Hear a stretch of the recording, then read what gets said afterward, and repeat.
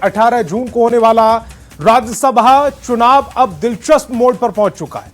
राज्यसभा की 2 सीटों के लिए मुकाबला त्रिकोणीय होता दिख रहा है। जहां एक सीट पर जेएमएम की जीत लगभग तय मानी जा रही है, वहीं दूसरी सीट को लेकर कांग्रेस और बीजेपी के बीच सियासी दांव-पेच और मेंटल गेम तेज हो गया है। इंडिया गठबंधन की ओर से जेएमएम ने संख्या बल के आधार पर कांग्रेस उम्मीदवार की जीत का दावा किया है, जबकि बीजेपी भी अपने समर्थित प्रत्याशी की जीत को लेकर आश्वस्त नजर आ रही है। नहीं लगेगी, जीत का आंकड़े हमारे पास है। कांग्रेस का दूसरा उम्मीदवार इंडिया गठबंधन का उम्मीदवार है और जीत हमारी ही होगी। कांग्रेस के उम्मीदवार की होगी, जेएमएम के उम्मीदवार की होगी। आंकड़े हमारे पक्ष में है। भाजपा के पास आंकड़े नहीं है। भाजपा समर्थित उम्मीदवार की जीत पर कहीं ना कहीं प्रश्न चिन्ह है। अगर जीत होती है तो फिर बहुत सारे सवाल उठेंगे। तो जीत निश्चित है इंडिया गठबंधन के दोनों विधायक। हमको जितने आंकड़े चाहिए हमारे गठबंधन के सहयोगियों के साथ हम 56 के आंकड़े में हैं और प्रथम वरीयता के वोट पर ही हम हमारे प्रत्याशी जीत जाएंगे।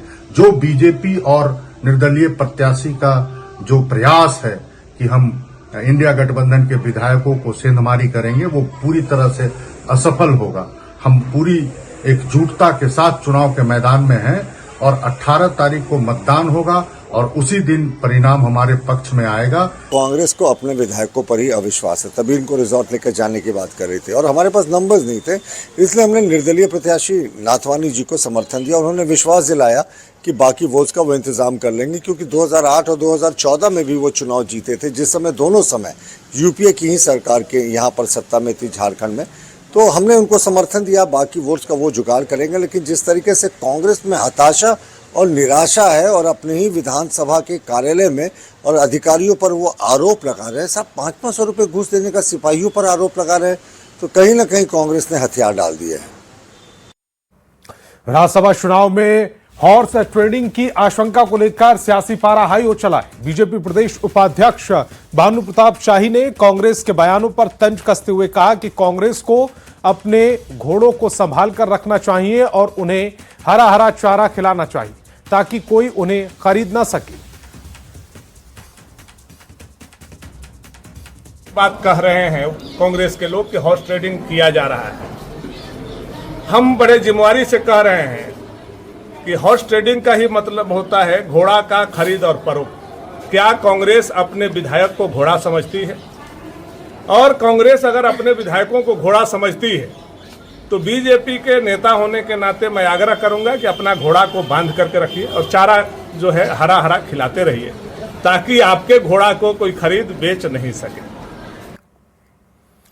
और राज्यसभा की खाली हुई 2 सीटों पर एक ओर जहां सियासी समीकरण साधने का प्रयास चल रहा है, तो वहीं दूसरी ओर राजनीतिक बयानबाजी भी तेज हो गई। राज्यसभा के चुनाव के बीच कांग्रेस और बीजेपी के बीच बयानबाजी तेज है। कांग्रेस के पूर्व कार्यकारी अध्यक्ष और मंत्री रहे बंधु तिर्की ने बीजेपी के मुख्य सचेतक नवीन जायसवाल पर गंभीर आरोप लगाए। बंधु तिर्की ने कहा है कि राज्यसभा चुनाव में बीजेपी विधायकों का सौदागर नवीन जायसवाल है। बीजेपी के मुख्य सचेतक नवीन जायसवाल ने कांग्रेस पर हमला बोला, कहा कि कांग्रेस चुनाव हार सकती है। नवीन जायसवाल कम है क्या? खरीद बिक्री करके ही तो है नवीन जायसवाल, जो पूरा बना हुआ रिंग लीडर। नाम लेके बोल रहे हैं आपको, इनका काम क्या है? सौदागर है ये लोग। और अगर संख्या बल आंकड़ा गठबंधन के पास है तो इसका मतलब उनको गठबंधन पर विश्वास नहीं है, अपने सहयोगियों पर विश्वास नहीं है। तो स्वाभाविक है कि उनका ये छटपटाहट ये दर्शा रहा है कि उनकी हार तय है। राज्यसभा नामांकन के दौरान कांग्रेस के मंत्रियों ने विधानसभा कर्मी पर गंभीर आरोप लगाए। इस मामले पर पूर्व विधानसभा अध्यक्ष सीपी सिंह ने पलटवार किया, कहा कि कांग्रेस के मंत्री जिस भाषा का इस्तेमाल कर रहे थे वह आपत्तिजनक है। जिस विधानसभा कर्मी पर उन्होंने आरोप लगाया वो तो होली दिवाली में भी पैसा नहीं देते। उन्होंने पूरे झारखंड विधानसभा का अपमान किया है। नहीं, मैंने देखा है, वीडियो देखा है, और जिस प्रकार से माननीय मंत्रीगण जो कांग्रेस के मंत्री थे चारों, और जिस भाषा का प्रयोग कर रहे थे बहुत ही आपत्तिजनक था। विधानसभा में बिहार से लेकर और यहां तक देख रहा हूं, आज तक विधानसभा का कोई भी कर्मचारी या पदाधिकारी कोई 5 पैसा नहीं मांगा, कभी होली दिवाली में भी नहीं मांगा है।